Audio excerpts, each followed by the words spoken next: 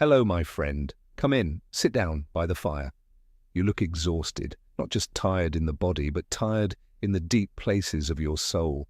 You have the nice car in the driveway, the beautiful suburban house, the steadily growing retirement account. You did everything the world told you to do. You are the absolute picture of middle-class success. But tell me, why do you lie awake at 2 in the morning, staring at the ceiling, feeling like you have somehow missed the entire point of being alive? I know that look. I saw it in the mirror for 40 years. Well, let me take you back to the autumn of 2008. You remember it, do you not? The global financial markets were bleeding. Screens were flashing violent red. Trillions of dollars of paper wealth simply evaporated into the cold October air. I had a dear friend named Thomas. Thomas was the ultimate successful middle-class man. He worked 60-hour weeks, maximized his 401k contributions, and never took a single vacation that was not secretly attached to a business trip. He used to sit in my study and tell me, "I am building an impenetrable fortress for my family." But when the market crash came, his fortress crumbled to dust. His portfolio dropped by half in a matter of terrible months. But the real tragedy was not the lost money. It was the afternoon we sat in his dark, quiet office, looking at the blinking red numbers on his terminal. He started weeping. He looked at me with hollow eyes and said, "I traded my son's entire childhood for a portfolio of bank stocks, and now both are gone." He realized, in that terrible, heavy moment, the great illusion of our modern time. We treat our lives like a corporate balance sheet, hoarding our precious time as if we can somehow cash it in at the end with guaranteed interest. But the market of life does not guarantee your principal, and it certainly does not guarantee your tomorrow. This heartbreaking realization brings me to the 7 great regrets of the so-called successful middle class. Regret number 1, the 1 more year syndrome. In the stock market, we call this pure greed. You hit your target, you reach your number, but suddenly the target moves.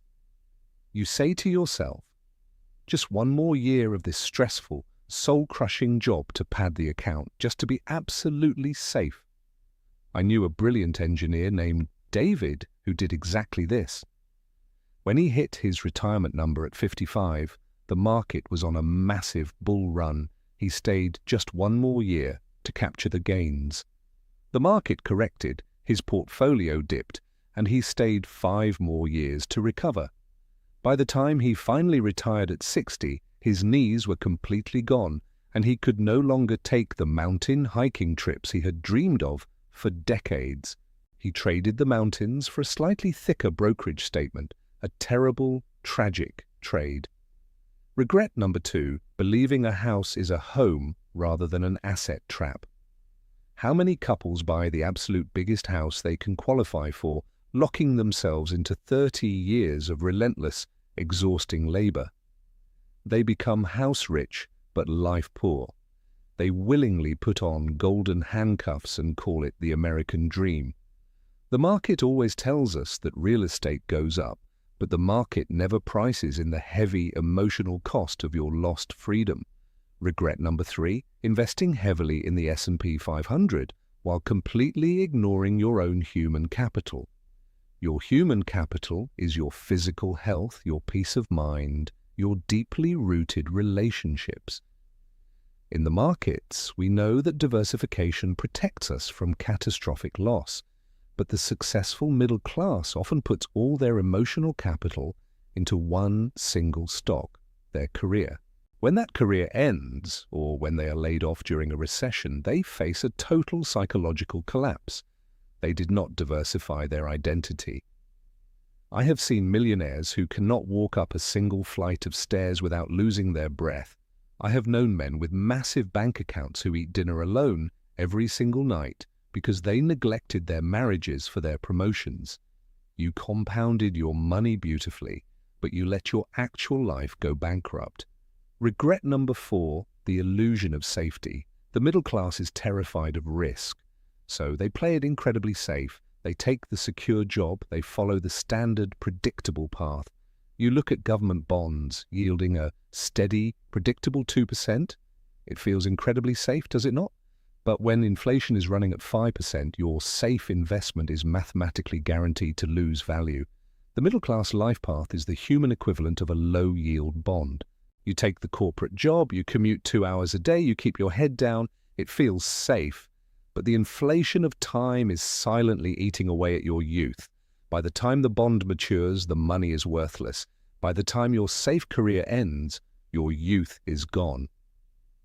The profound regret of never trying to start that dream business, or write that book, or travel the world when you had the legs for it, is an incredibly heavy burden to carry in your twilight years.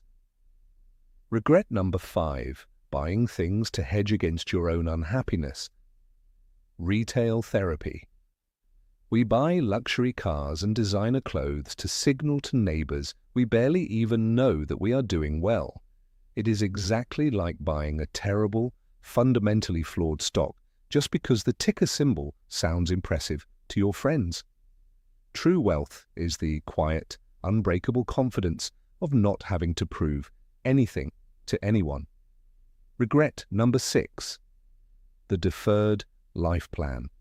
This is perhaps the greatest tragedy of all. We are systematically taught to defer our joy, save now, live later. Wait until retirement to travel. Wait until retirement to spend meaningful time with your spouse. Wait until the mortgage is paid off to finally breathe. But my friends, the market of life is infinitely more volatile than any stock exchange. I have buried far too many good friends who finally retired at 65, only to be handed a terminal medical diagnosis at 66. They saved all their joy, all their beautiful dreams for a tomorrow that simply never came. Regret number 7, forgetting that money is merely a tool, not the masterpiece itself. Money is a hammer. You can use it to build a beautiful warm house, or you can hit yourself on the thumb with it over and over again.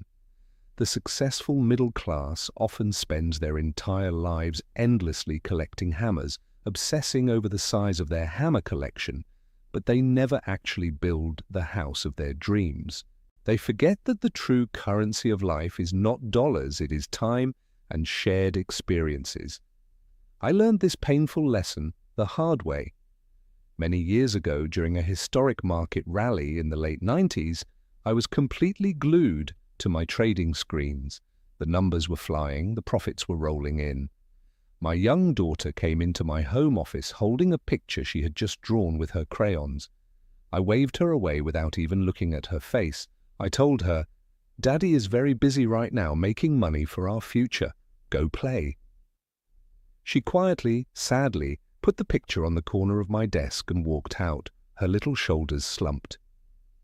I did not look at that piece of paper until the market finally closed hours later. It was a picture of her and me holding hands under a bright yellow sun. At the top, in her clumsy childhood handwriting, she had written, "I wish Daddy had time today." My heart completely stopped. That simple, fragile piece of paper is worth more than any stock certificate, any treasury bond, any property deed I have ever owned.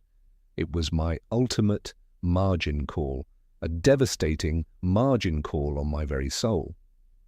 I realized I was bankrupting my family's present moment to fund a future that might not even matter. You see, my friend, the financial markets will always be there. They will boom, they will crash, they will recover, and they will crash again. But your time is a strictly depreciating asset. Every single breath you take is an irreplaceable gold coin spent from a purse that you can never, ever refill. Do not reach the end of your life with a perfect, pristine credit score and a completely bankrupt soul. Do not strive to be the richest person in the graveyard. Real success is going to sleep every single night with deep peace in your heart, Real wealth is having people who genuinely love you, who want to be around you, not because of what you can buy them, but because of who you are. So take the trip, make the memory, hug your children, leave the office an hour early. The market will open again tomorrow morning, but today is gone forever. If this message resonated with your spirit today, please subscribe to the channel. Share this video with someone who is working far too hard and forgetting how to actually live. Leave a comment below and tell me what one thing you are going to change today to take your life back. Until next time, remember to invest deeply in your life, not just your portfolio. Take care of yourself